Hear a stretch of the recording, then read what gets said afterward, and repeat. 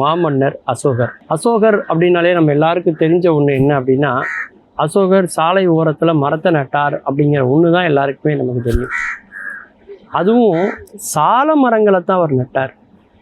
ஏன்னா புத்த மதத்துக்கு அவர் மாறினதுனால அந்த புத்த மதத்துக்கு அவர் ஒரு சேவை செய்யணும் அப்படிங்கிறதுக்காகவும் மக்களுக்கு பயன் தரணும் அப்படிங்கிறதுக்காகவும் சால மரங்களை அவர் நட்டார். அவர் மரங்களை நட்டது பெரிய விஷயம் இல்லை. அது நமக்கு எப்படி தெரியும் அப்படின்னா, கல்வெட்டுகள் மூலமாக தான் தெரியும். கல்வெட்டில் மரம் நடுறத ஒருத்தர் எழுதி வச்சிருக்காரு அப்படின்னா, மரம் நடுறது எவ்வளோ உயர்வானதாகவும் எவ்வளோ பெருமைக்குரியதாகவும் உயர்வானதாகவும் அன்றைக்கு இருந்திருக்கிறதுன்னு பாருங்கள். அந்த அளவுக்கு அவர் அதுக்கு ஒரு பெரிய முக்கியத்துவத்தை அவர் அன்றைக்கே கொடுத்துருக்கார். மாமன்னர் அசோகர் 3ஆம் நூற்றாண்டிலே வாழ்ந்ததாக சொல்கிறார்கள். அதாவது கிமு 233 232 அவர் இறந்திருக்கலாம் அப்படின்னு சொல்கிறாங்க. இப்படி மன்னர் ஒருத்தர் வாழ்ந்தார் அப்படிங்கிறதே நம்ம இந்தியர்களுக்கு ஒரு 200 ஆண்டுகளுக்கு முன்னாடி வரைக்கும் தெரியாது. மாமன்னர் அசோகருடைய சாதனைகள் எப்போ தெரியும்னா, ஜேம்ஸ் என்று சொல்லக்கூடிய ஒரு கல்வெட்டு ஆராய்ச்சியாளருடைய வருகைக்கு பிறகு தான், அவர் கல்வெட்டெல்லாம் படித்து சொன்னதுக்கப்புறம் தான் ஒரு மாமன்னர் இங்கே வாழ்ந்திருக்கிறாரு அசோகர் அப்படிங்கிற செய்தியே நமக்கு கிடைக்குது. வரலாற்றில் பார்த்திங்கன்னா, அவர் உடன் பிறந்த சகோதரர்களையே கொன்றவர் என்றும் மிகப்பெரிய கொடுங்கோல் ஆட்சியை நடத்தியவர் என்றும் வரலாறு சித்தரிக்கப்பட்டதால் சொல்லப்பட்டாலும் கூட, இன்னொரு வகையில் பார்க்கும்பொழுது அவர் செய்த பல புரட்சிகரமான பல முன்னெடுப்புகள் இன்றைய காலத்தில் உள்ள ஆட்சியாளர்களுக்கு மிகவும் தேவையானது அப்படின்னு நம்ம சொல்லலாம். எப்படி அப்படின்னு பார்த்தீங்கன்னாக்கா, அவர் தான் முதல்ல என்ன பண்ணுறாருனாக்கா, இந்த கல்வெட்டுங்கிற ஒன்றையே அவர் தான் கொண்டு வர்றார். அவர் காலத்துக்கு பிறகு தான் நமக்கு கல்வெட்டுகளே கிடைக்குது. அந்த அளவுக்கு அவர் கல்வெட்டை பயன்படுத்துகிறாரு. அந்த கல்வெட்டுலேயும் பார்த்தீங்கன்னாக்கா 3 மொழிகளில் தான் அந்த கல்வெட்டை அவர் எழுதுகிறார். அந்த 3 மொழி, அதாவது பிராகிருதம் சொல்லக்கூடிய இன்றைக்கு இருக்கக்கூடிய அந்த சமஸ்கிருதம், கிரீக்கு, அரமேயம் என்று சொல்லக்கூடிய ஒரு மொழி. இந்த 3 மொழிகளை தான் அவர் அதில் பயன்படுத்துகிறார். அது மட்டுமல்ல, அவர் புத்த மதத்தை தழுவுகிறாரு.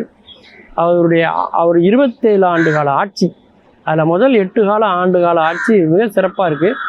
அதில் 8வது ஆண்டில் தான் அந்த கலிங்க போர் வருது. கலிங்கம்ங்கிறது இன்றைக்கி இருக்கக்கூடிய இந்த ஒரிசா.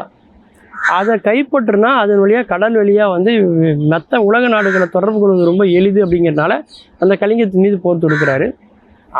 அவருடைய கணிப்புப்படி, அவருடைய அறிக்கைப்படியே பார்க்கும்போது கிட்டத்தட்ட 1.5 லட்சம் வீரர்கள் அதில் இறந்துருக்கிறாங்க. அதனால தான் அவர் புத்த மதத்துக்கு மாறுறாரு. தன்னுடைய வாரிசுகளை எல்லாம் இலங்கைக்கு அனுப்பி அந்த புத்த மதத்தை பரப்புவதற்கான பணிகளை எல்லாம் செய்கிறாரு அப்படிங்கிற மாதிரி இதெல்லாம் நம்ம பின்னாடி பார்க்குறோம். ஆனால் அவர் பார்த்திங்கன்னா, அவர் புத்த மதத்துக்கு மாறினாலும் மற்ற யாரையுமே ஒரு புத்த மதத்துக்கு மாற்றாதவர் என்பது தான் அதில் உள்ள சிறப்பு.